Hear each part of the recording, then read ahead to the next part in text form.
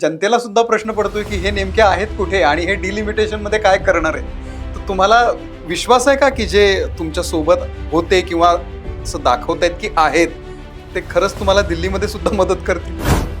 पवार साहेबांचा पुन्हा आपण जर कारकीर्द बघितली, अनेक त्यांचे विरोधक असतील, अनेक मोठी कारकीर्द त्यांची फार मोठी राहिलेली आहे, मात्र ते भाजपच्या सोबत जाणार नाही. भारतात काय झालं, इतकी विकास पुरुष पैदा झाले आहेत आणि झट झट झट झट झट विकासासाठी चाललो, इतके विकास पुरुष झाले आहेत. तो विकास काही मात्र कुठे दिसत नाही. आता डीपी बसवण्याकरता जर पक्ष बदलावा लागत असेल, याचा अर्थ लोकशाही आपली बुडालेली असं समजायला की आहे. विरोधातले आमदार आहे, त्यांना विकास निधी पण नाही. जो काही विकास करायचा तो सत्तेतल्याच आमदारांचा करायचा, इथपर्यंत आता यांची बदल केली. म्हणून हे सगळे सोडून जातात. या महामंडळाचं, विद्युत महामंडळाचं MSEBचं खाजगीकरण करायचंय आणि पंतप्रधानांचे जे लाडके 2 उद्योगपती मित्र आहेत, त्याच्यापैकी एका मित्राला संपूर्ण MSEB जी आहे त्यांना अंधन द्यायची आहे, त्याचं प्रायव्हेटायझेशन करायचं आहे. आणि तुम्ही अगदी टोचून बोलता सगळ्यांना. तर नाही, मी टोचून नाही बोलत, मी खरं बोलतो. आता दलिंदर जर म्हटलं तर ही काही शिवी नाहीये ना. आपल्याला दलिंदर हे वर्ण आहे. आपण एकाच भौगोलिक भागातून आलो. कोणताही शब्द माझ्या तोंडून चुकीने निघाला, मी तो वापस घेतो, मी त्याबद्दल दिलगिरी व्यक्त करतो, असं बोलण्याची वेळ मला आलेली नाही. कुठेही काही झालं नंतर आम्ही कोणाचाही राजीनामा घेणार नाही, कोणालाही मंत्रिमंडळातून काढणार नाही, अशी एक अत्यंत, त्याला आता बेश्रम शब्द मला वापरू द्या, त्यांना चंपत रायाला हलवण्याची, अटक करण्याची हिंमत ना देशाच्या पंतप्रधानामध्ये आहे, ना उत्तर प्रदेशच्या मुख्यमंत्र्यामध्ये आहे. एवढा स्ट्रॉंग माणूस हा चंपत राय कसा काय असेल? दिसायला किरकोळ आहे. म्हणजे फक्त भाजपच ठेवायची, बाकी सगळे पक्ष संपून टाकायचे, ही देखील त्यांची मिशन आहे. नमस्कार, मी अमोल किनोळकर. महाराष्ट्र टाइम्सच्या या खास पॉडकास्टमध्ये आपल्या सगळ्यांचं स्वागत. सध्या देशामध्ये असेल किंवा राज्यामध्ये असेल, कोणत्या पद्धतीचं राजकारण चालू आहे आपल्या सगळ्यांना माहिती आहे. आणि या अशा वातावरणामध्ये एक सक्षम विरोधी पक्ष असणं गरजेचं आहे, परंतु तो आवाज कुठेतरी हरवत चाललेला आहे. आणि आज परिस्थिती अशी आहे की विरोधकांना बोलण्यासाठी कुठलीही जागा उरलेली नाहीये. पण अशामध्ये एक आश्वासक आवाज आपल्या सगळ्यांसाठी एक महत्वाचा ठरतो, तो म्हणजे काँग्रेसचे सध्याचे महाराष्ट्राचे प्रदेश अध्यक्ष हर्षवर्धन सपकाळ. हर्षवर्धन सपकाळ सातत्यानं केंद्र सरकार असेल, राज्य सरकार असेल, यांच्या विरोधामध्ये बोलत असतात, सर्वसामान्य माणसांच्या व्यथा मांडत असतात. आणि आता सध्याच्या परिस्थितीमध्ये विरोधी पक्षाचा आवाज खरंच दाबला जातोय का? सध्या देशामध्ये आणि राज्यामध्ये कशा पद्धतीचं राजकारण चालू आहे, हे सगळं आणि या सगळ्या मुद्द्यांवरती आपण त्यांच्याशी थेट दिलखुलास संवाद साधूयात. दादा, खूप खूप स्वागत आहे आपलं. सुरुवातीला एक प्रश्न खरं तर दिल्लीपासूनच सुरू करतो. राज्यापासून सुरू करण्याची इच्छा होती. दिल्लीमध्ये सोनम वांगचुक यांचं सध्या उपोषण सुरू आहे, 20वा दिवस आहे. पण सगळे म्हणतायत की राहुल गांधी आहेत कुठे, राहुल गांधी का जात नाहीयेत? तर काँग्रेस पक्षाचा काय विशेष काय वेगळा अजेंडा आहे त्याविषयी, की काय ठरवलेलं आहे की आपण त्यामध्ये सहभागी न होता आपलं दुसरं एक आंदोलन उभं करायचं? नाही, असं कुठलाही भाग नाही. मुळात मुद्दा सोनम वांगचुक जे आहेत ते बसले ज्या मुद्द्यासाठी आहेत, तो आहे नीट परीक्षेच्या पेपर फुटीची जबाबदारी स्वीकारत असताना केंद्रीय मंत्र्यांनी राजीनामा देणे. बरोबर.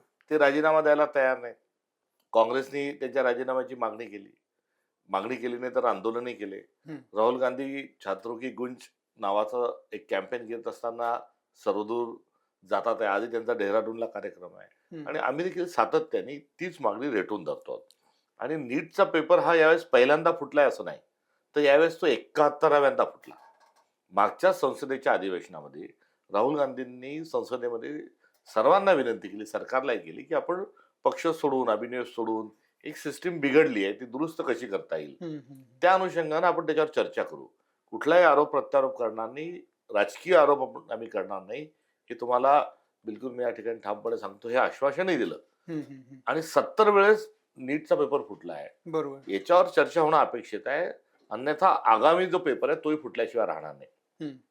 त्यांच्या त्या बोलण्याकडे दुर्लक्ष केलं आणि पेपर फूट झाली. या पार्श्वभूमीवर जे उपोषण सुरू आहे, त्या उपोषणातली मागणी आणि आमची मागणी एकच आहे. बरोबर. आणि त्या मागणीचा आणि आमच्या दोघांच्या मागणीचं एक स्वरूप असल्यामुळे खरा प्रश्न हा आहे, राहुल गांधी तिथे गेले नाही गेले, जाणार आहे नाही जाणार आहे हा प्रश्नच नाहीये. हम्म, हम्म, हम्म. प्रश्न हा आहे की मोदी मन की बात मध्ये या विषयावर का बोलत नाही. हम्म, 20वा दिवस आहे हम्म. आणि त्या उपोषणाला भेटायला मोदी का नाही गेले.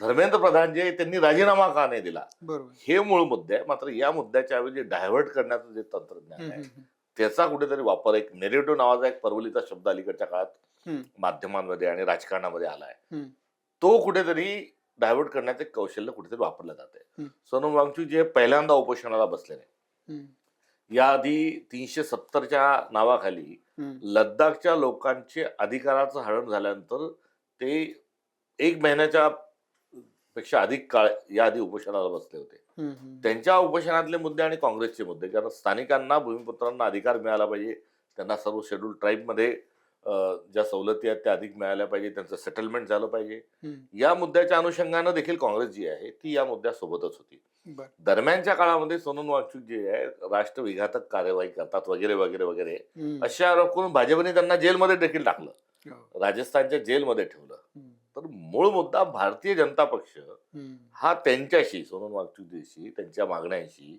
हा कसा वागला हा एक संदर्भ आहे, त्याची कुठे वाच्यता नाही. हम्म, आणि दोन्हीचे आमचे मुद्दे एकत्र असताना आज मोदी कुठे गेले आहेत हम्म, आणि धर्मेंद्र प्रधान का राजीनामा देत नाही, याऐवजी वेगळ्याच दिशेने जी चर्चा फिरवली आहे, मला असं वाटतं की हा ट्रॅप आहे हम्म, आणि या ट्रॅपमध्ये कुठेही अडकण्याची आवश्यकता नाही. हम्म. आमच्या पक्षाचे आज संबंधित पदाधिकारी तिथे गेले, या पवन आधी खेळाचे देखील गेलेत.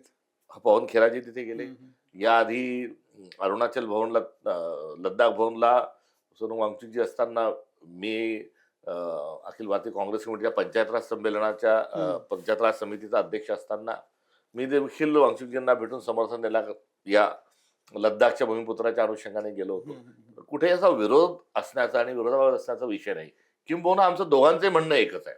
हम्म, तर हा नसता जो कांगावा एक जो झालेला आहे हा ट्रॅप आहे. आणि या ट्रॅपचा अर्थ धर्मेंद्र प्रधान यांचा राजीनामा होऊ नये हम्म. यासाठी ही चर्चा वळवलेली दिसून येते. नाही, तुमचं म्हणणं बरोबर आहे की धर्मेंद्र प्रधान यांचा राजीनामा व्हायलाच पाहिजे. पण समजा राहुल गांधी गेले असते तर या आंदोलनाला एक वेगळी धार मिळाली असती, असं म्हणजे दोन्ही, म्हणजे फक्त विरोधकच म्हणत नाहीये, तर जे त्या ठिकाणी आंदोलनामध्ये आहेत, म्हणजे स्वतः सोनम वांगचूक हे सुद्धा बोललेले आहेत. तर ती एक अपेक्षा होती त्यांच्याकडून, बाकी काय. 20 तारखेला अधिवेशन आहे. बरोबर आहे. सोनम वांगचूकजी बाहेरून एक आंदोलन करतात आंदोलन आहेत. नेत आहेत. त्यांचा मोर्चा राहणार आहे. हो. आणि आज राहुलजी जे आहेत ते संसदेमध्ये बरोबर. हाच मुद्दा रेटून धरणार आहे. हम्म. त्यामुळे ते परस्पर पूरक आहे. बरोबर. डिलिमिटेशन जे येतंय, परिसीमन बिल, तर त्याच्यासाठी जी काय तयारी सुरू आहे देशभरामध्ये, म्हणजे बंगालमध्ये काय झालं आपल्याला माहिती आहे, महाराष्ट्रात तर पुन्हा एकदा शिवसेना फुटलेली आहे, आणखी बऱ्याच राज्यांमध्ये हे ऑपरेशन असं सुरू आहे. तर हे डिलिमिटेशन आणि फुटाफुटी याकडे तुम्ही कसं बघताय?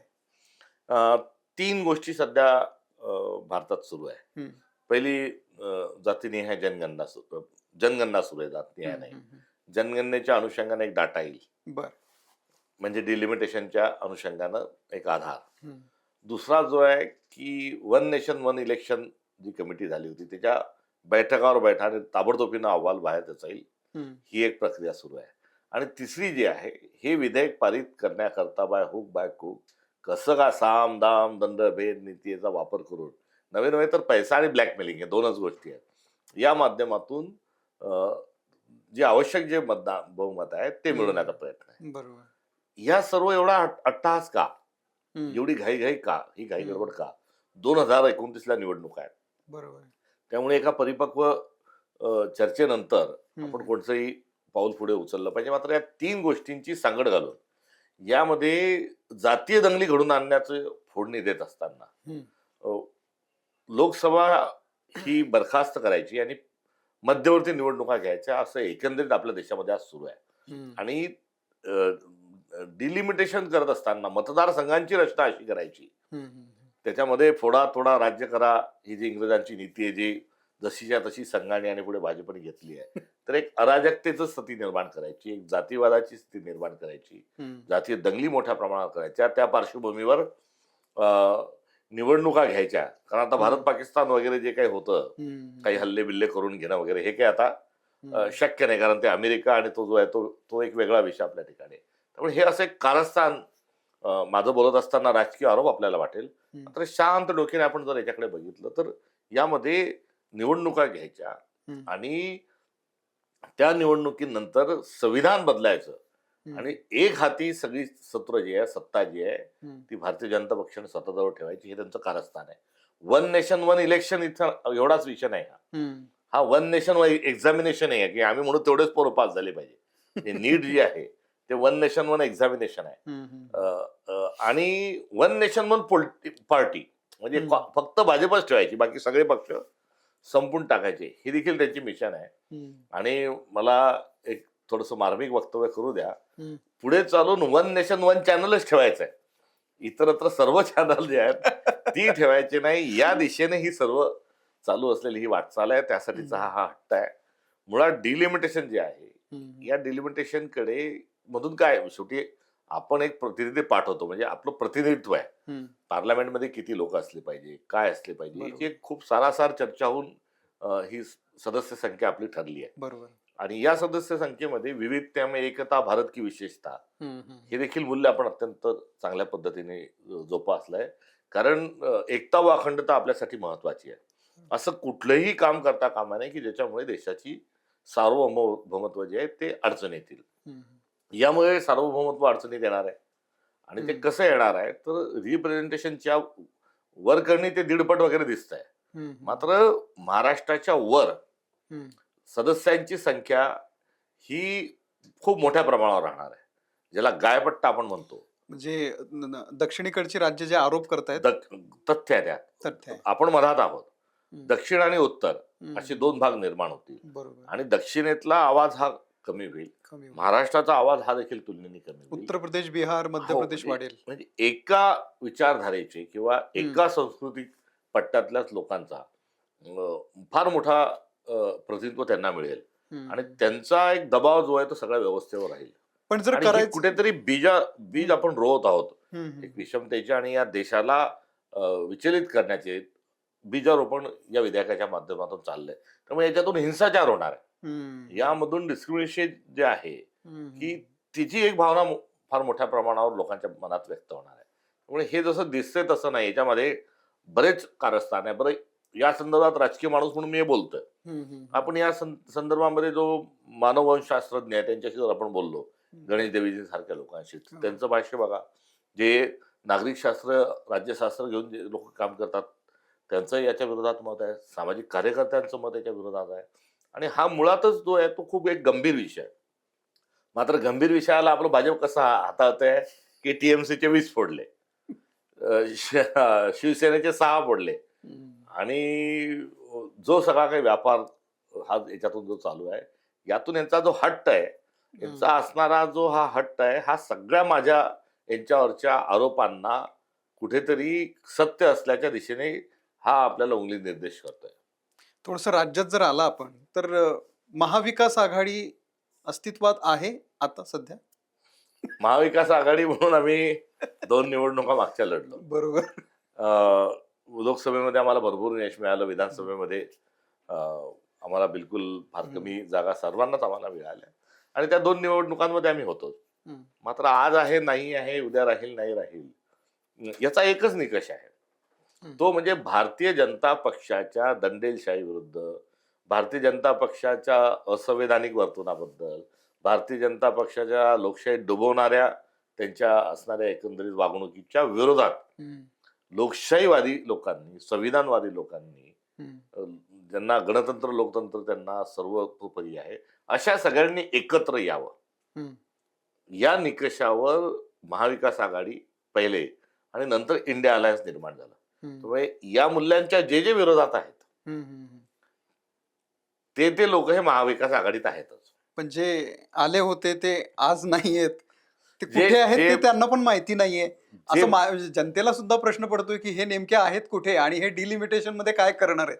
तर तुम्हाला विश्वास आहे का की जे तुमच्या सोबत होते किंवा असं दाखवतायत की आहेत ते खरंच तुम्हाला दिल्लीमध्ये सुद्धा मदत करतील?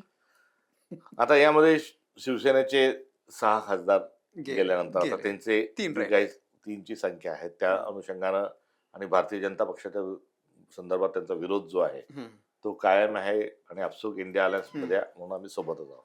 राहता राहिला एनसीपीचा प्रश्न. 8 आहेत त्यांची. एनसीपीच्या अनुषंगाने शरद पवार साहेबांचं पूर्ण कारकीर्द जी आहे त्याची इतर पक्ष सोडण्याच्या संदर्भात किंवा जी काय असेल नसेल ती आपल्या ठिकाणी आहे. मात्र शाहू फुले आंबेडकर हा विचार घेऊन त्यांनी आयुष्य पूर्ण जे आहेत ते त्या दिशेने या सांप्रदायिक वादाच्या विरोधात ते लढलेले आहेत. राष्ट्रीय स्वयंसेवक संघ असेल, भाजप असेल, यापेक्षा वेगळं त्यांचा राजकीय संघर्ष आहे. पुरोगामित्व हे त्यांनी सर्वतोपरी मांडलंय आणि अशा एका व्यक्तीच्या नेतृत्वात कार्यरत असणारी पार्टी पक्ष जो आहे हा भाजपला सपोर्ट देईल असं वाटत नाही. तुमचा खूप मोठा काय म्हणतो आपण, तुम्ही खूप आशावादी आहात असं मी म्हणेन. त्यांचा पवार साहेबांचा पुन्हा आपण जर कारकीर्द बघितली आणि त्यांचे विरोधक असतील अनेक मोठी कारकीर्द त्याची फार मोठी राहिलेली आहे. मात्र ते भाजपच्या सोबत जाणार नाही हा त्यांच्याबद्दलचा एक परवलीचा जो शब्द वापरला जातो तो परवलीचा शब्द आजही रेलिव्हंट आहे. पण पवारांचं राजकारण कोणालाच कळत नाही असं म्हणतात. ते काही म्हटलं तरी भाजप सोबत जाणार नाही हे त्यांच्याबद्दल जे सांगितलं गेलं, बोललं गेलं किंवा त्यांची एक ओळख पण आहे. ती ओळख ही त्यांनी स्वतःच्या राजकीय प्रवासातून आणि संघर्षातून निर्माण केली आहे आणि या पार्श्वभूमीवर ते जातील असं काही मानण्याचं कारण नाही. आणि सातत्याने, कारण वास्तविक पाहता हे दुर्दैवी आहे की रोज रोज सकाळ दुपार संध्याकाळ इतके जे आरोप होतात हे दुर्दैवी आहे. आणि आम्ही त्याचे जे बिल आहे त्याचा ड्राफ्ट बघू, मग आम्ही इंडिया अलायन्सच्या सोबत चर्चा करू असं दस्तूरखुद सुप्रिया सुळे यांनीच सांगितलंय. त्यामुळे त्यांनी दिलेल्या वक्तव्यावर आपण विश्वास ठेवूया. बर. पण ह्या सगळ्या राजकारणामध्ये दादा, सामान्य माणसाला जी अपेक्षा असते विरोधी पक्षाकडून ती पूर्ण होत नाही असं दिसतंय. कारण अधिवेशनामध्ये ज्या पद्धतीचा आवाज उठवणं पावसाळी अधिवेशनामध्ये राज्यामध्ये तो उठवला गेला नाहीये. म्हणजे आम्हाला आठवते भाजपची आंदोलनं अशी असायची की सभागृह 11 वाजता सुरू होणार तर ते 10 वाजल्यापासून पायऱ्या गाजवून टाकायचे. पण तो आवाज या अधिवेशनात अजिबातच दिसला नाही. याला नेमकं काय कारण आहे? म्हणजे एकतर का असं होतंय? या वेळच्या विधानसभेमध्ये पाशवी बहुमत ज्याला आपण म्हणतो ते सत्ताधाऱ्यांजवळ आहे. दुसरीकडे आमची संख्या एक कमी आहे. नंबर 2 की विधानसभेच्या कामकाज करताना विधानसभेचा अर्धा कामकाज जो आहे सत्ताधाऱ्यांना आणि अर्धा वेळ जो आहे तो विरोधकांना दिला पाहिजे. हे सूत्र लोकशाहीतलं जे महत्वाचं होतं की परंपरेचा ते सांभाळल्या जात नाही. दुसरा ज्या चर्चा आहे, जे डिबेट आहेत त्यालाही खूप मर्यादा हा येत चाललाय. कारण पाशवी बहुमत असल्यामुळे इतकं संख्येचं बळ आहे की टीका करताना जो सदस्य बोलत असताना समोरून जे अडवलं जातं किंवा एखाद्या मुद्द्यावर अत्यंत आक्रस्ताळेपणाने जे विरोधक धावून येतात यामुळे त्या सभागृहाची कुठेतरी गरिमा जी आहे ती आता पडलेली आहे. पीठासीन अधिकारी जे आहेत त्यांच्या संदर्भात होत असणारे आरोप आणि पीठासीन अधिकाऱ्यांचा एकंदरीत सगळं हाताळत असतानाचा जो प्रकार आहे तोही त्या ठिकाणी नाही. पार्लमेंटरी डेमोक्रेसीमध्येच आपण आहोत का? इतका हट्ट आहे, सत्तेतील लोकच एकमेकांशी बोलणं, भांडणं. त्यामुळे एकंदरीत सभागृहातलाच जो वावर आहे हा कुठेतरी त्याला मर्यादा आलेला आहे. आणि भाजप जेव्हा विरोधात होती तेव्हा हा शब्द वापरण्याऐवजी माझी आपल्याला विनंती राहिली की काँग्रेस जेव्हा सत्तेत होती तेव्हा विरोधकांना बोलू देत होती, विरोधकांचं ऐकत होती, संवाद होती, त्यांना स्पेस तेवढा देत होती. आता भाजप असल्यामुळे त्यांनी ठरवून ठेवलं की काही आम्ही कोणाचं ऐकून घेणार नाही. आता देवेंद्र फडणवीसांनी निधी पण देणार नाही. म्हणजे विरोधातले आमदार आहे त्यांना विकास निधी पण नाही. जो काही विकास करायचा तो सत्तेतल्याच आमदारांचा करायचा इथपर्यंत आता यांची बदल गेलेली आहे. म्हणून हे सगळे सोडून जातात. हे सोडून जाणं हा काही असू शकत नाही. कारण पण हे जे कारण दिलं गेलं, म्हणजे ओमराजेंनी जे कारण दिलं की आम्हाला निधीच मिळत नाही, आम्हाला मतदारसंघातले लोक विचारतात अहो तुमचं कामच होत नाही, मग आम्ही त्यांना काय तोंड दाखवायचं? खासदार मी शिकलेल्या नागरिक शास्त्रानुसार खासदाराला या देशाची परराष्ट्र नीती, या देशाचं संरक्षण, अर्थशास्त्र या अनुषंगानं खासदारांना राष्ट्रीय स्तरावर काम करायचंय. आता खासदारच जर ग्रामपंचायत जी कामं करते त्या ग्रामपंचायतच्या कामात मला करायची म्हणत असेल तर हा त्यांचा असणारा अट्टहास आहे किंवा हा भारताचा असणारा दुर्दैव आहे. आणि कामं जी आहेत ही कामं करून घेण्याकरता म्हणजे विचाराचं काय, कारण आपल्या महाराष्ट्रामध्ये काय झालंय किंवा भारतात काय झालं, इतके विकास पुरुष पैदा झाले आहेत आणि झट झट झट झट झट विकासासाठी चाललो, इतके विकास पुरुष झाले आहेत. तो विकास काही मात्र कुठे दिसत नाही. आता डीपी बसवण्याकरता जर पक्ष बदलावा लागत असेल, याचा अर्थ लोकशाही आपली बुडालेली असं समजायला काही हरकत नाही. लोकशाही नाहीच आहे आता. म्हणजे डीपी बदलता येत नाही म्हणून मी पक्ष बदलतो. इथे आता हे विकासाचा दर्जा हा इतका आपण घालून बसलोय की काय, ते काम महत्वाचं आहे. मात्र पण हे हा फार दुर्दैवी आहे. म्हणजे आपण हे हसण्यावरती घेतोय, पण हे किती वाईट आहे म्हणजे. 50 खोके एकदम ओके सारखा आरोप लोकप्रतिनिधीवर होणं, बरोबर आहे. हा राजकारणाचा एक पैसा फेक आणि तमाशा देख या दिशेने जो चालू असलेला जो एकंदरीत प्रवास आहे, हा अत्यंत विदारक आहे. आणि या वाटेवर आपण फार काळ जर चालत राहिलो, हे सगळं सहन करत राहिलो नागरिक म्हणून, तर अराजकतेशिवाय दुसरं काही घडू शकत नाही.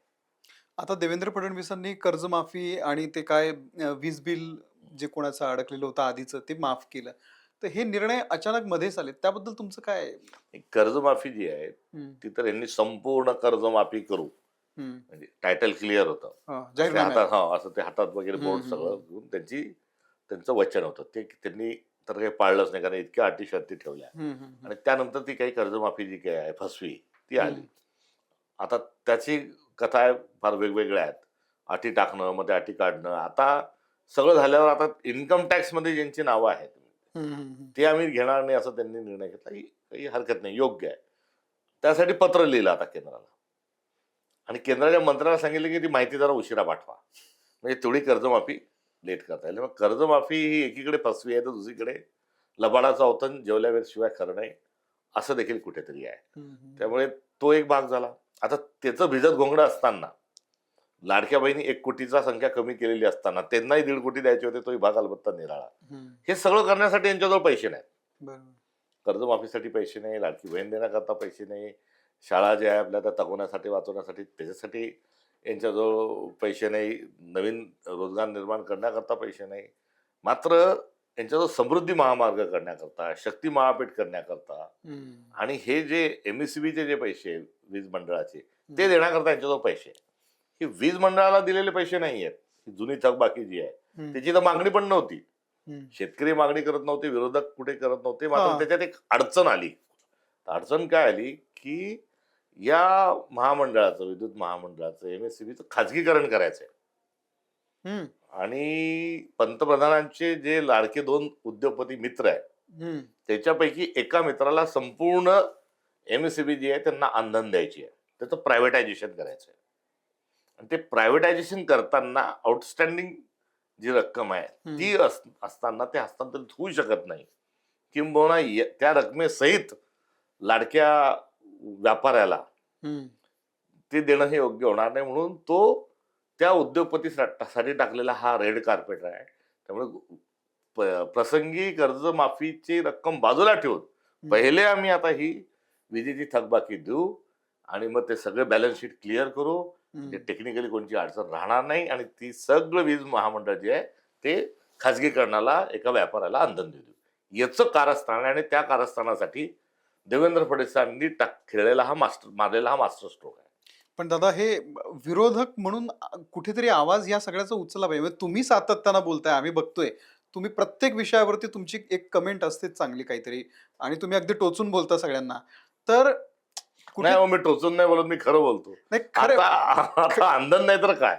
दादा, तुम्हाला सांगतो मी, तुमचा स्वभाव आम्ही बघितलेला आहे. तुम्ही आधी शांत असायचे, कमी आणि मोजकं बोलायचे. पण या जेव्हापासून तुम्ही प्रदेशाध्यक्ष झालात तेव्हापासून तुम्हाला असं वाटत नाही तुम्ही बदललात थोडंसं? म्हणजे चांगल्या अर्थाने म्हणतोय बरं का मी. म्हणजे बदललात म्हणजे काय, तुम्ही पण तुमच्या एकंदरीतच पूर्ण राजकारणामध्ये थोडासा आम्हाला खूप अग्रेसिव्ह वक्तव्य, सातत्यानं काहीतरी वेगळं बोलणं, तर हे सातत्यानं दिसतंय. तर हे जाणून बुजून केलंय की कसं? म्हणजे नाही, हे मी जसा होतो तसाच आहे. मला थोडं आक्रस्थळा दाखवल्या जाते, याच्याबद्दल माझी थोडी एक तक्रार पण रुजू करून की घ्यावी. तसं दाखवल्याशिवाय कोणी दखलच नाही, मी कुठेही माझ्या विरोधकांना मी शेलक्या भाषेत बोललेलो नाही. शिवीगाळ, जोडाक्षर, नाही, तसं नाही. एकेरी नावाचा उल्लेख केला नाही. आता जर मी दलिंदर जर म्हटलं तर ही काही शिवी नाहीये ना. आपल्याला माहिती. दलिंदर हे वर्णन आहे. आपण एकाच भौगोलिक भागातून आलो आहे. होय. तिथे तिथला हा शब्द आहे हं. आणि बोलीभाषेमध्ये माझं जडणघडणच ती असल्यामुळे हं.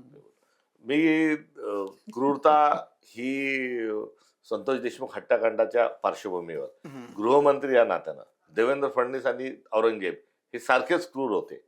ही त्यांची केलेली जी तुलना आहे ही त्याची व्यक्ती म्हणून नाही, गृहमंत्री आणि हं. दोघांचा कारकीर्द बरोबर. त्या अनुषंगाने होते. मी दरिंदा म्हणणं, मी जल्लाद म्हणणं हं. हे जे आहे, किंवा आता देवेंद्र फडणवीसांनी स्वतःची पाठ ठोठून घेत असताना हं. त्यांनी स्वतःला इंथ्रामॅन म्हणून खूप एकदम सरकारी पैशातून हात हलवत असतानाचे फोटो बिटो लावून त्यांचं प्रेझेंटेशन त्यांनी इंथ्रामॅन म्हणून केलं. पहिल्याच पावसामध्ये ते डिझास्टर मॅन हे सिद्ध झालं. आता मी त्यांना डिझास्टर मॅनची वस्तुस्थिती जर दाखवली असेल तर ही माझी आक्रमकता नाही ना. हे मी जे बोलतोय आय मीन इट. हं. आणि कोणताही शब्द माझ्या तोंडून चुकीने निघाला मी तो वापस घेतो, हं. मी त्याबद्दल दिलगिरी व्यक्त करतो, असं बोलण्याची वेळ मला आलेली नाही. आणि इतका नंगा नाच घातला जातोय, हं. दुर्दैवाने हा शब्द मला वापरण्याची वेळ यायला नव्हती बाबी, मात्र इतकं चुकीचं चालू आहे. हं. आता हा जो एमएससीबीच्या अनुषंगाने कर्जमाफीचा, वीज बिल माफीचा आपण विषय सांगितला, हं. याच्यावर काय बोला, अजून कोणते शब्द वापरावे, ही वस्तुस्थिती. नाही, आणि तुम्ही बोलता मूळ मुद्दा तोच होता. आपण जरा पलीकडे गेलो, तुमच्या स्वभावावर गेलो. पण मूळ मुद्दा हा होता, की तुम्ही बोलताय किंवा तुमच्या पक्षाच्या वतीनं काहीतरी केलं. पण जे विरोधक आहेत म्हणजे तुमचे जे महाविकास आघाडी आहे, ज्या प्रमाणामध्ये या सगळ्या गोष्टी जनतेसमोर मांडल्या गेल्या पाहिजे. आता ह्या गोष्टी ज्या तुम्ही आता सांगतायत, या लोकांना किती लोकांना माहीत असतील माहिती नाही. तर हे लोकांपर्यंत जाणं, त्यांच्यामध्ये त्यांना हे सांगणं, हे कुठेतरी कमी पडतंय असं नाही वाटत? पण बरोबर आहे, आपण सांगताय. एक नवीन व्यवसाय खूप मोठ्या प्रमाणात सुरू केला जातोय, तो कंट्रोल माणसांवर करायचं. हं. हा आपला डाटा बिटा जो सगळा चाललाय, आपण आता खूप डाटा विकूनच टाकलाय आपल्याला अमेरिकेला. बरोबर. हो. आपल्यावर कंट्रोल जो ठेवण्याच्या अनुषंगाने आता इझी झालेलं आहे हं. याच्या सगळ्या माध्यमातून. त्यामुळे पोचू कसं द्यायचं हे सत्य, हं. हं. हं. हे खरं. आणि वास्तविक पाहता आम्ही जे सांगतोय ते एक अभ्यासपूर्ण स्वरूपामध्ये किंवा एक स्टॅटिस्टिकली बोलतोय, काळाच्या कसोटीवर ते खरं खोटं ठरणार आहे. हं. हं. त्यासाठी मुख्यमंत्र्यांना मला 1 कोटी खोटाटे जन्माला आल्यावर काही जन्माला मी विरोधक आलो असे म्हणण्याची हो, गरज हो, नाही. हो. तर ते होणार आहे. आता हे सगळं लोकांपुढे का जात नाही, ते ही खूप ठिकाणी असं हे अडवल्या जात आहे. हं. डिजिटलायझेशनच्या माध्यमातून मी आपलं अभिनंदन करेल की आपण अनकट आणि हा सगळा आवाज पोचवत आहे. बरोबर. पण आपण बोललेल्या गोष्टीतील ज्या दाखवायच्या त्या दाखवून बाकी थांबवणं हं. असं देखील सुरू आहे. आणि एवढ्या मोठ्या प्रमाणावर आज या सगळ्या गोष्टी असताना मला थेट साथ घालायची नागरिकांनी. हं. कारण हे राजकीय पक्ष म्हणून आम्हीच केलं पाहिजे, हं. आम्हीच विरोध केला पाहिजे असं नाही. हा देश सगळ्यांचा आहे. हं. मग ह्या सगळ्या गोष्टींनी नागरिक आंदोलनं सुरू झाली पाहिजे, सगळी प्रक्रियेत आपण आलो पाहिजे, अर्थात विरोधक या नात्याने आम्ही बोललो पाहिजे. हं. तर हे घडताना ही जी चेन आहे, हं. ही सायकल आहे, ही फिरताना दिसत आहे. शेतकऱ्यांच्या शेतमालाला भाव नाही. आता हे शेती पेरणारा व्यवसाय करणाऱ्या माणसाला ते कळतंय, तो ओरडतोही आहे. डिग्री आहे मात्र रोजगार नाही, हं. पेपर आहे मात्र पेपर फुटी आहे. एवढं असून तो एक वर्ग असंतोष आहे, तोही एवढं बोलतोय. मात्र या सगळ्या गोष्टी कुठेतरी ज्या आहेत त्या सप्रेस केल्या जातात. असं एकंदरीत आजचं हे टेक्नॉलॉजीचा वापर करून चाललंय. किंबहुना नागरिकांनी आणि लोकांनी या संदर्भात हा देश माझा आहे, हं. हा काही पुढाऱ्यांचा नाही, अधिकाऱ्यांचा तर नाहीच नाही, हं. ते तर सरकारी नोकर आहेत, आपल्या टॅक्स म्हणून त्यांचा पगार होतोय. पण बरोबर. ही जी एक नेशन म्हणून जी एक नागरिक म्हणून दिसणारी जी भावना आहे, हं. ही वृद्धिंगत करणं हे राजकारणाचं काम आहे. आणि ते झाल्याशिवाय हं. ही सगळी व्यवस्था लाईनीवर येणार नाही असं मला वाटतं. आपण जो पहिला माझ्या बदललेल्या स्वभावाबद्दल जी टिप्पणी केली, मला आपल्याला विचारायचं आहे की देवेंद्र फडणवीस दर अधिवेशनामध्ये हं. एवढं माझ्यावर का बोलतात हे मला काही समजलं नाही. इतक्या आवेशाने आणि इतके वेगवेगळ्या सगळ्या टर्मिनॉलॉजी आणून तुमचा बोलतात. बदललेला स्वभाव त्यांना आवडलेला दिसत नाही. नाही, माझा आणि त्यांचं काही नावड आणि आवड दोन्ही काही कधी नव्हत्या.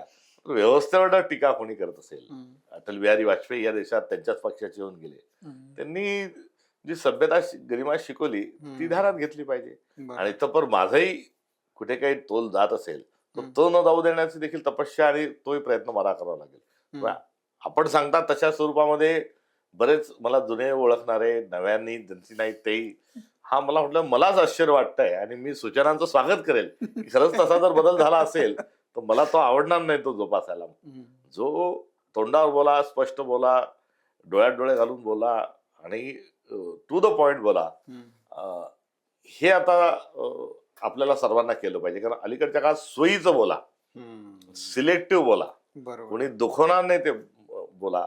आपल्याला काय करायचं, हा असा जो बोटचेपेपणा आहे, हा सध्याच्या काळात आणि या सामाजिक आणि राजकीय संक्रमणामध्ये न परवडणार आहे. फिक्सिंग तर नाहीच नाही, स्लीपर सेल तर अजिबातच नाही. ही भूमिका घेऊन आपण सर्वांनी जगलं वागलं पाहिजे. बरोबर. दादा, सध्या देशामध्ये ना बरेच मुद्दे अ, त्याविषयी लोक बोलतायत. म्हणजे सोशल मीडियाचं एक हत्यार आहे लोकांकडे. नीटचं प्रकरण असेल किंवा मध्य प्रदेशमध्ये काय मुख्यमंत्र्यांनी केलेले उज्जैन जमिनीचे उज्जैनचा प्रकरण. राम मंदिरामध्ये चोरी होते. ते प्रकरण तर किती भयानक आहे आणि किती मोठं आहे, की ज्या प्रकरणावरून खरं तर म्हणजे राम मंदिरावरून निवडणुका लढल्या जातात, त्या मंदिरात चोरी झाली. अशा वेळी विरोधी पक्षाची फार मोठी जबाबदारी आहे. एक वातावरण देशामध्ये ऑलरेडी तयार झालेलं आहे. या अधिवेशनामध्ये काय अपेक्षित आहे? काय होणं अपेक्षित आहे?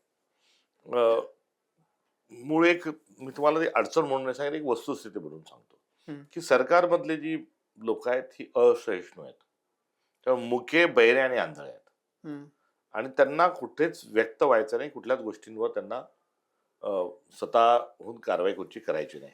किंबहुना त्यांना वाचवायचं आहे. हं. म्हणजे एप्स्टीन फाईल सारखं प्रकरण एक जगभरात गाजलं. बरोबर. एप्स्टीन फाईल मधल्या उल्लेखामुळे आणि संदर्भामुळे जगभरातल्या मंत्र्यांनी नैतिकतेच्या आधारावर त्यांनी मंत्रिपदाचा राजीनामा दिला. अनेक जणांनी राजकारण सोडलं, हं, हं, हं. अनेकांनी माफी मागितली. आपले पंतप्रधानांचं नाव आहे ते मी बाजूला ठेवतो. मात्र थेट एप्स्टीनला वारंवार भेटणारे आणि एप्स्टीनच्या मेलमध्ये त्यांचा अनेक वेळा उल्लेख आहे असे हरदीप पुरी यांचा बरोबर. हो. कुठलाही राजीनामा त्यांचा नाही घेतलाय. हा घेतला गेला नाही. धनंजय मुंडेंचा राजीनामा संतोष देशमुख हत्याकांडात ते फोटो लीक झाले म्हणून झाला. हं, हं, हं. तोही राजीनामा घ्यायला काही बरोबर आहे. अनेक मंत्र्यांच्या दालनामध्ये त्यांचेच पैसे खाताना पकडले गेले. त्यांचाही राजीनामा कोणाचा झाला नाही. रेल्वेच्या ॲक्सिडेंट्समध्ये अत्यंत गलथान स्वरूपात झाला, तिथेही झाला नाही. हं, हं. असं खूप मोठं उदाहरण आहे आणि नीटच्या पेपरचंही उदाहरण हे समोरच आहे. त्यामुळे कुठेही काही झालं नंतर आम्ही कोणाचाही राजीनामा घेणार नाही, कोणालाही मंत्रिमंडळातून काढणार नाही, अशी एक अ, अत्यंत त्याला आता बेशरम शब्द मला वापरू द्या. आणि हं, हा एक नैतिकतेचा विषय आहे. हं, आणि भारतामध्ये ही आली कुठून? तर लाल बहादूर शास्त्री हे हं, रेल्वे मंत्री असताना रेल्वेचा झालेला ॲक्सिडेंट हं, त्याने सांगितलं, मी मंत्री आहे, माझ्या खात्याचा ॲक्सिडेंट झाला, त्याच्यामध्ये कुठेतरी कमी पडलो तर मी राजीनामा देतो. हं, हं, हं. इथून ही झालेली एक मोठी परंपरा, मोठी सुरुवात आहे. त्याच्यात अनेकांनी म्हणजे काँग्रेसच्या लोकांनीच केलं असं नाही, अनेक विरोधकांनी देखील ही भूमिका घेऊन राजीनामा दिला. आता यावेळेस ऐकायचंच नाही. आता राम मंदिराचा जो विषय म्हणजे नीटच्या त्यात काही त्याच्यात कुठे साक्षीचा आवश्यकताच नाही ना, म्हणजे व्यवस्थाच राहिलेली नाही. आता नीटचे पेपर विमानाने आले. हं. म्हणजे धारातत्वाच्या व्यवस्थेवर तुमचा विश्वास नाही. टीईटीचे पेपर फुटले. हं. 1.5 लाखात गल्लोगल्ली ते पेपर हो, मिळाले. हो. म्हणजे व्यवस्था नावाचा विषयच राहिला नाही. आता अ, आणि हे सगळं सिद्ध झालेलं आहे. हं, हं, हं. राम मंदिरामध्ये धोतर सीसीटीव्हीवर ठेवून चोऱ्या झाल्या. सीसीटीव्ही बंद करून चोऱ्या झाल्या. किती किती मोठ्या मोठ्या रकमा आहेत त्याचा उल्लेख झाला. राम मंदिराच्या आंदोलनात म्हणजे सुप्रीम कोर्टाचा मंदिर बांधण्याचा निर्णय येण्याच्या आधी 1400 कोटी रुपयाचा जो व्यवहार झाला त्याचा हिशोब नाही. गावागावातून आपल्या विटा गेल्या मोठ्या हो, श्रद्धेने, हो, मिरवणुकीत, हो. पूजेनी. त्याचा त्या विटा कुठे आहेत, काय काय लागला त्याचा हिशोब नाही. नंतर अनेकांनी ज्या वर्गण्या दिल्या, दान दिले त्याच्या पावत्या नाही. कुठे विटा चांदीच्या गायब आहेत, कुठे दागिने आहेत, कुठे हिरे गायब आहेत. एवढी मोठी अफरातफर झाली आणि एवढ्या मोठ्या अफरातफरीला एक एस-आय-टी लावली. त्या एस-आय-टीत कोण आहे? एक स्थानिक पातळीचा आय-पी-एस अधिकारी हं, आणि एक स्थानिक पातळीचा आय-ए-एस अधिकारी हं, आणि एक कोणतीतरी बँकेचा निवृत्त कर्मचारी, अधिकारी. हं, मग हे ताटाखालच्या मांजर आहे सरकारच्या. हं. त्यांच्या एस-आय-टीमध्ये कोणी वरिष्ठ अधिकारी नाही. त्यांची काही अकाउंटेबिलिटी नाही. त्यांनी सार्वजनिक माहिती देण्याचं कोणतं त्यांचं बंधन नाही. एवढी मोठी चोरीचं एकतर सीबीआय कडून झाली पाहिजे आणि सुप्रीम कोर्टाच्या न्यायाधीशाच्या किंवा अ, हं. अजून त्या ठिकाणी एखाद्या मोठ्या चौकशी समितीच्या माध्यमातून ती चौकशी झाली पाहिजे. मग ती होत नाहीये. आता हे चोरी करणारे कोण? तर चोरी करणारे जे आहेत जे राष्ट्रीय स्वयंसेवक संघाच्या मुशीत तयार झालेले ते संचालक मंडळ आणि त्यातलेच हे चोर आहेत. दुसऱ्या बाजूला हे भारतीय जनता पक्षाचे सर्व हितचिंतक आहेत. बरं, यांची निवड कोणी केली? कोर्टाने केली का? नाही. काही विरोधकांचे 4, यांचे 4, 5 असं करून सर्व समावेशक केली का? तर नाही. ही निवड जी आहे ती पंतप्रधानांनी स्वतः त्याची घोषणा केली पार्लमेंटमध्ये उभं राहून. निवड करण्याची जबाबदारी भाजपचीच आहे. मंदिराच्या भूमिपूजनाला कोण गेलं? नरेंद्र मोदी स्वतः गेले. प्राण प्रतिष्ठेला कोण गेले? नरेंद्र मोदी स्वतः गेले. राम मंदिर ट्रस्टला जनमाहिती अधिकार कायद्याच्या बाहेर आणलं कोणी? नरेंद्र मोदींनी आणलं. आता चोरी झाल्यानंतर मग नरेंद्र मोदी मन की बात का नाही करत? ते चंपतराय जे प्रकरण आहे त्यांना बोलण्याची यांची हिंमत का नाही? चंपतराय कसे आहेत, काय आहेत, अगदी त्यांच्या व्यक्तिगत खाजगी व्यक्तिगत बाबींपासून तर सर्व गोष्टींपर्यंत आता अयोध्येपासून सर्वदूर चर्चा सुरू असताना त्यांना हात लावायची हिंमत, आय मीन इट, त्यांना चंपतरायला हलवण्याची, अटक करण्याची हिंमत ना देशाच्या पंतप्रधानामध्ये आहे ना उत्तर प्रदेशच्या मुख्यमंत्र्यामध्ये आहे. एवढा स्ट्रॉंग माणूस हा चंपतराय कसा काय असेल? दिसायला किरकोळ आहे. म्हणजे याच्या हातात काय आहे? याला हे एवढे घाबरतात की त्याला हात लावू शकत नाही. बरं, त्यांनी राजीनामा दिला. त्यांनी राजीनामा कशाचा दिला? तर ते काही त्याचं महासचिव वगैरे जे काही होतं, महासचिव होते, त्याचा राजीनामा दिला. त्यांचा दुसरा पण जो काही आहे त्यांचा बगलबच्चा, त्यांनी पण राजीनामा जो दिला. यांनी विश्वस्त मंडळाचा राजीनामा नाही दिला. हे विश्वस्त म्हणून आजही आहेत. यांच्यात कोणातही नैतिकता शिल्लक नाही की त्यांनी विश्वस्त मंडळाचा राजीनामा देणे, काही प्रायश्चित्त करणे किंवा रामांनी जेव्हा सीताहरण झाल्यानंतर, लढाई झाल्यानंतर बाहेर आल्यानंतर रामानी सीतेने अग्निपरीक्षेची तयारी त्या ठिकाणी दाखवली. हे कोणची पण अग्निपरीक्षा घ्यायला तयार नाही. कोषाध्यक्ष म्हणतात की माझा त्याच्याशी संबंधच नाही. म्हणजे कोषाध्यक्ष कोशाशी संबंधित बाबीचा संबंध नाही असंही बोललं जातं. म्हणजे ऐकावं ते नवलच या प्रवर्गातलं राम मंदिरातलं चोरीचं संपूर्ण प्रकरण आहे. या पार्श्वभूमीवर आम्ही आंदोलन करतोय. संसदेत तर निश्चित होईल. रघुपती राघव राजाराम या आंदोलनात, या सत्याग्रहाच्या माध्यमातून आम्ही मंदिरात जात आहोत आणि सबको संमती दे भगवान भजन खरा तो एकती धर्म जगाला प्रेमार्पण तेही म्हणत आहोत. आणि मला आपल्याला हेही सांगू द्या की राम या संस्कृतीतला, या भारताचा आहे. राम काही कोणत्या पक्षाचाच आहे हे अजिबात नाही. आपल्या भारताच्या संविधानामध्ये जे फंडामेंटल राईट्स, जे मूलभूत अधिकाराचं जे प्रकरण आहे, त्या प्रकरणाच्या वर राम, लक्ष्मण, सीता यांनी लंका विजयाच्या नंतर जेव्हा वापस आले ते येत असतानाचं चित्र जे आहे ते आपल्या संविधानामध्येही आहे. महात्मा गांधी राष्ट्रपिता यांचाही मृत्यू होत असताना त्यांच्या तोंडातून आलेला शब्द हे राम हाच आहे. आणि या पार्श्वभूमीवर या अयोध्येच्या राम मंदिरात जे चाललंय ते म्हणजे काय, तर मुंह में राम बगल में नथुराम हा एक संदर्भ थेट सत्यवाल्यांचा आहे. आणि दुसरा जो आहे तो राम नाम जपना पराया माल अपना हे जे आपण ऐकत होतो ते आता संघ आणि भारतीय जनता पक्षाच्या माध्यमातून अयोध्येमध्ये घडलंय. आणि या बाबतीत दुःख या गोष्टीचं आहे की या संदर्भात कुठलंही कारवाई होत नाही. कुठल्याही स्वरूपामध्ये त्यांना जबाब विचारला जात नाही. उलट जे काही बोलतात आहे, कोण कोण बोललं, जो ऑलिम्पिक आणि एशियाड महिला खेळाडूंचं लैंगिक शोषणामध्ये जो आरोपी होता तो बाहुबली एक खासदार, माजी खासदार आहे कुलभूषण, तो एक विचित्र माणूस आहे. तर माझा नाव त्यांचं न घेण्याचा बहिष्कार त्यांचा आहे. तर त्या विकृत माणसाने काय सांगितलं म्हणजे तो, त्याला त्या कुस्ती मंडळातून काही हटवलं नाही, पण तो म्हणतो मैं बोलूंगा तो मेरे जान को खतरा आहे. विनय कटियार तेच म्हणतात, जो काय ते पेनाने बिनाने लिहून दुसऱ्यांच्या म्हणजे आयुष्यात काय आहे ते लिहिणारा तो एक भोंदूमाळ आहे. तोही म्हणतो की मैं बोल दूंगा. तो त्याची लेखणी यासाठी नाही, रामासाठी नाही चालत. ही अशी लोक सांगतात आहे. म्हणजे डाल में कुछ काला आहे असं नाही, ती सगळी डाळ काळी आहे. SIT काहीही करणार नाही. त्याची मुदतवाढ पे मुदतवाढ ती करणं सुरू आहे. आणि जे तिथे यांचे हस्तक होते त्यांच्यावर 8 लोकांवर FIR जो आहे तो दाखल झालेला आहे. विश्वस्त मंडळ बरखास्त नाही, कुठलीही कारवाई नाही, कुठलाही हिशोब घेणं नाही. ही अनैतिकताची परिसीमा जी आहे ही भारतीय जनता पक्षाने राम मंदिराच्या अनुषंगाने गाठलेली आहे. आणि या संदर्भात जोपर्यंत भारतीय जनता पक्ष सत्तेत आहे हम्म, तोपर्यंत या चोरांना, अर्थातच या चोरीला हम्म, पाठबळ जे आहे आणि वाचवण्याचा, याच्यावर चादर घालण्याचाच प्रयत्न होईल.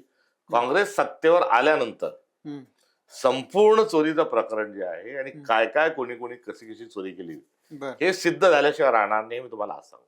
पण 2029चा तुमचा काय प्लॅन, म्हणजे सत्तेत येण्यासाठी तुम्ही आजपासून तुमचा काय रोडमॅप आहे पुढचा? एक आता तुम्ही प्रदेशाध्यक्ष झाल्यापासून मला वाटतं 1.5-2 वर्ष झालीत ना? 1.5 वर्ष होईल. 1.5 वर्षामध्ये तुम्ही खूप ठिकाणी फिरता आहात, लोकांशी थेट बोलतात. हे पहिल्यांदा आम्ही बघतोय की काँग्रेसचे नेते थेट लोकांशी जाऊन बोलतायत, भेटतायत. चांगलं सकारात्मक बदल आहे. तुम्हाला लोकांकडून काय मिळतंय आणि हे मतपेट्यांमध्ये कन्व्हर्ट करण्यासाठी काय तुमचा 2029 साठीचा प्लॅन आहे? आता सत्तेत येणं हा एक आवश्यक भाग आहे. हम्म. पण सत्तेत येण्यासाठी वाटेल ते करायला काही काँग्रेस तयार नाही. राहुल गांधींनी स्पष्ट भूमिका जी सांगितली, आम्ही लोकांशी जाऊ, लोकांशी संवाद करून एक लोकशाही पद्धतीनं सत्य आणि अहिंसेच्याच मार्गावर आम्हाला पुन्हा आमचा कमबॅक करायचा आहे. आणि हे करण्याकरता जो नवीन जी लोक आहेत हम्म. आणि सर्व स्तरातील सर्व घटकातील जी मंडळी आहेत, त्यांना आम्हाला पक्षाशी जोडायचं आहे बरं. आणि त्यांना मोठ्या प्रमाणात प्रतिनिधित्व देखील हम्म. आम्हाला द्यायचं आहे. त्यामुळे जो एक साचेबद्ध स्वरूपामध्ये कुठेही न जाता हम्म, हम्म, आम्ही एक संवाद, त्यांना वैचारिक जी कमिटमेंट आहे त्या कमिटमेंटने आम्ही पुढे जाऊ. आणि आम्हाला जे सोडून गेलेले आहेत हम्म. त्यांना आम्ही वापस घेणार नाही. त्यांच्याऐवजी त्यांच्यापेक्षाही अधिक सरस सक्षम जे लोक आहेत हम्म. त्यांना सोबत घेऊन आम्ही सत्तेच्या दिशेने वाटचाल करतोय. पण तुम्हाला विश्वास आहे 2029 निश्चित निश्चित निश्चित या देशातला माणूस हम्म. हा अत्यंत शहाणा आहे. हम्म. अनेक आक्रमण झाली, अनेक साम्राज्य आली गेली, हम्म. मात्र भारतातला जो माणूस आहे आणि त्यांचं जे शहाणपण आहे हम्म. हे अबाधित आहे. त्याला सगळं खरं खोटं काय लबाडी हे सगळ्या कळलेल्या आहेत. पोलरायझेशनच्या माध्यमातून एक फार मोठ्या प्रमाणावर एक भ्रम निर्माण करण्याचं एक काम झालेलं आहे. मात्र आज प्रत्येक घटक फार मोठ्या अडचणीत आलेला आहे. हम्म. आणि या गेल्या मोदींच्या 15 वर्षाच्या काळामध्ये सगळे पॅरामीटर्स बघा. हम्म. आरोप तुम्ही करेल की असं झालं ते झालं, पण ह्युमन डेव्हलप इंडेक्समध्ये आपण खाली आलो. हम्म. जो जीडीपी आहे खरा त्याच्यामध्ये आपण खाली आलो. हंगर इंडेक्स जो आहे हम्म. त्याच्यामध्ये उपाशींचं प्रमाण वाढलं. हॅपीनेस इंडेक्समध्ये तिथे आपण कमी झालो. शाळेतल्या ड्रॉपआउट पर्सेंटेज मुलांचा जो दर आहे तो वाढत चालला. शाळा बंद व्हायचा दर तो वाढत चालला. ॲव्हरेज लाईफ जे आहे ते कुठेतरी कमी होत चाललं. रोजगार निर्मिती ती कमी याच्यावर आहे. महिलांवरचे अत्याचार ती देखील वाढलेली आहे. शेतकऱ्यांच्या शेतमालाला लागत मूल्याच्या भावामध्ये तिथे कुठेतरी कमी आलेले आहे. पेट्रोल काँग्रेस असताना जे आहे हम्म. 67 रुपये होतं. हम्म. आता बिना इथेनॉलचं जे पेट्रोल आहे ते 167 आहे. म्हणजे 100 रुपये हम्म. पेट्रोल वाढले. डिझेलवर पण पैसे वाढले. तर ही सगळे जे आहे या सगळ्यांना आपण जेव्हा पॅरामीटर्सच्या अनुषंगाने बघतो तर खूप मोठं चॅलेंज आणि मोठी एक निराशा करणारी एक परिस्थिती आपल्या पुढे. याला जर बदलायचं असेल तर त्या बदलण्याकरता राष्ट्रप्रेम, राष्ट्रभक्ती आणि विशुद्ध समाजवादाच्याच भूमिकेतून आपल्याला पुढे जावं लागेल. त्यांना बदल होईल. बदल करावाच लागेल. श्रीमंत माणूस श्रीमंत होत ईव्हीएम चाललाय. बद्दल तुमचं काय मत आहे? ईव्हीएम आहे. मुद्दे एका ठिकाणी असतात, पण ईव्हीएमचं काय? ईव्हीएम वरती खूप आक्षेप आहेत. ईव्हीएम वरचे आक्षेप आहेत. हम्म. ईव्हीएम वरचे आक्षेप असताना ही लढावं लागणार आहे. हम्म. ईव्हीएमच्या संदर्भातल्या आक्षेपांना उत्तर देण्याकरता निवडणूक आयोग तयार नाही. बरोबर. 4000 ईव्हीएम मशीन ज्या देशात जाळल्या जातात, हम्म. ज्याबद्दल मूलभूत फंडामेंटल गोष्टीवरच जर येतो, जर शंका असेल तर ही गंभीर बाब आहे. SIRच्या माध्यमातून जे होत आहे ते देखील अत्यंत गंभीर आहे. वोट चोरी सारखे प्रकरण ते देखील आपल्या समोर आहेत.